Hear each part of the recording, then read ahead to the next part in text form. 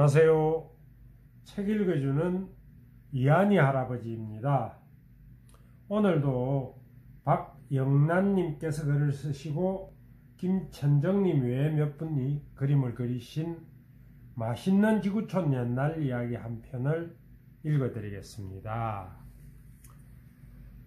오늘 읽어드릴 이야기는 필리핀에서 전해 내려오는 디오의 사랑이로군요. 어느 마을에 딸을 키우며 사는 할머니가 있었습니다. 딸은 무척 아름다워서 시집갈 나이가 되자 마을의 청년들이 앞다투어 청혼했습니다. 아무한테나 내 소중한 딸을 줄 수는 없어. 할머니는 훌륭한 사람을 딸의 신랑으로 맞아들이고 싶었습니다. 한편 이웃 마을에 디오라는 젊은이가 살았습니다. 착하고 성실한 디오는 늘 열심히 일했습니다. 그러다 쉬는 시간이 되면 하늘의 여신처럼 아름다운 여자와 결혼하는 상상을 하며 혼자 웃곤 했습니다. 하루는 디오가 숲속 호숫가에 누워 아름다운 신부와 결혼하는 꿈을 꾸었습니다. 꿈속에서 디오와 신부는 꽃 향기가 가득한 들판에서 아름다운 새들의 지저귀를 듣고 있었습니다. 나에게 힘을 빌려주면 당신의 꿈을 이루게 해주겠소. 갑자기 들려오는 소리에 디오는 잠에서 깨어났습니다. 디오는 소리가 들려오는 쪽으로 귀를 기울였습니다. 소리는 호수 밑에서 들려왔습니다. 너 누구야? 디오는 깜짝 놀라 물었습니다. 나는 악마요. 나를 살려주시오. 나쁜 사람들이 나를 호수 바닥에 가라앉혔소.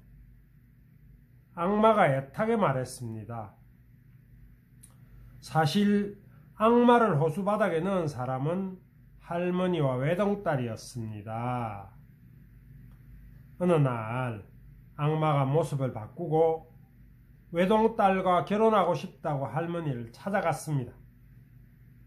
하지만 할머니와 외동딸은 악마의 속임에 넘어가지 않고 오히려 악마의 손발을 묶고 커다란 돌을 달아 호수에 버렸습니다. 디오는 이 사실을 알지 못했습니다. 싫어. 사람들을 괴롭히는 악마를 살려주고 싶지는 않아. 디오는 단호하게 말했습니다. 아니요. 나는 당신이 생각하는 그런 나쁜 악마가 아니요. 그 증거로 나를 구해주면 당신의 소원을 이루어주겠소. 악마가 부드럽게 속삭였습니다. 디오는 마음이 흔들려 아름다운 여자와 결혼하고 싶은 자신의 바람을 말했습니다. 악마는 그런 것은 식은 죽먹기라며 걱정하지 말라고 했습니다. 그러면서 디오가 손목에 차고 있는 염주를 풀어 3번만 호수물을 치면 자신을 구할 수 있다고 했습니다. 디오가 악마의 말대로 하자 물속에서 불쑥 악마가 나타났습니다. 당신 소원을 들어주겠소. 나를 따라오시오. 악마는 디오를 할머니가 사는 집으로 데려갔습니다. 당신이 꿈에서 본 아름다운 여자요. 악마가 가리키는 쪽을 보던 디오는 너무 놀랐습니다. 디오가 꿈에서 본 바로 그 여자였습니다. 디오는 한눈에 반하고 말았습니다. 너무 서두르면 도망갈지 모로 처녀가 배앓이를 하면 가시오. 나중 일은 내가 다 알아서 하겠소. 악마는 외동딸이 입을 벌릴 때 자기가 뱃속으로 뛰어들어 배를 아프게 할 테니 그때 나타나라는 말이었습니다. 그런 다음에 외동딸에게 입을 벌리게 하고 어서 꺼져 하고 말해. 알았지? 그러면 내가 뱃속에서 튀어나올게.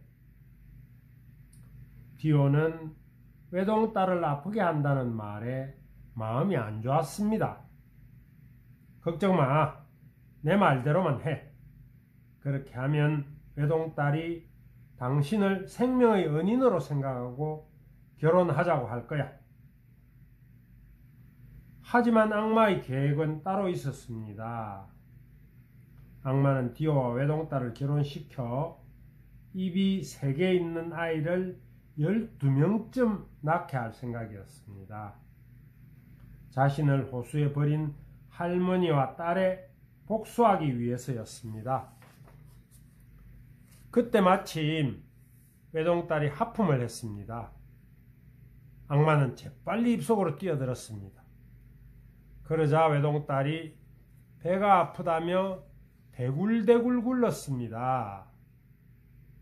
아이고 이 일을 어째 어떻게 하면 좋아?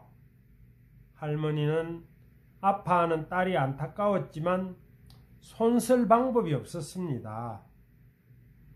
디오는 이 모습을 몰래 지켜보다 외동딸 앞으로 나갔습니다.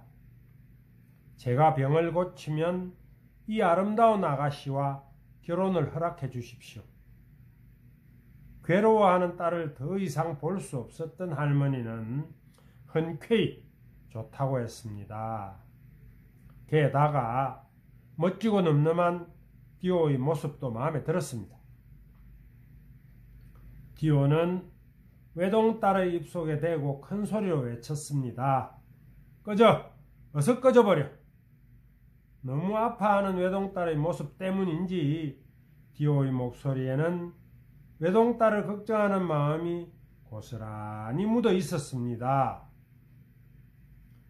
디오의 소리에 외동딸 뱃속에 있던 악마가 밖으로 튀어나왔습니다. 그러자 할머니와 외동딸이 깜짝 놀라며 악마에게 어떻게 호수바닥에서 나왔냐며 소리쳤습니다. 이 악마가 내 딸을 빼앗아 가려고 했어요. 어서 잡아요.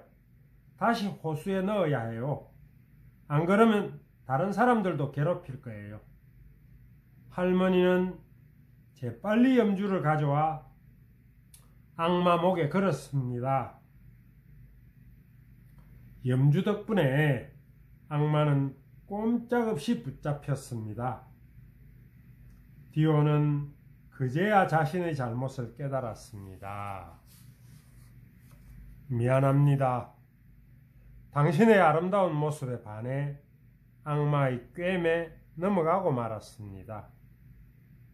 디오의 말에 외동딸이 손사래를 쳤습니다. 아니에요.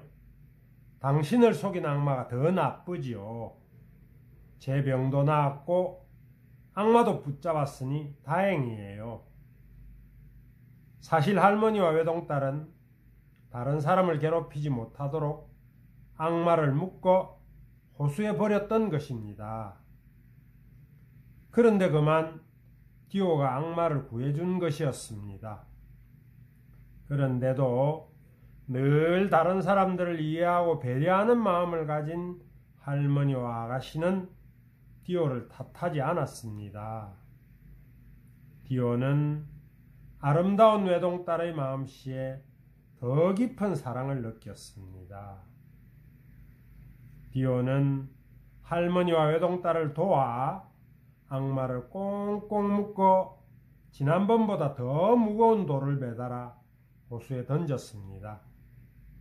그 뒤 서로 사랑하게 된 디오와 외동딸은 결혼식을 올리고 오래오래 행복하게 살았답니다. 똥산 주제에 매화 타령한다는 속담이 있습니다.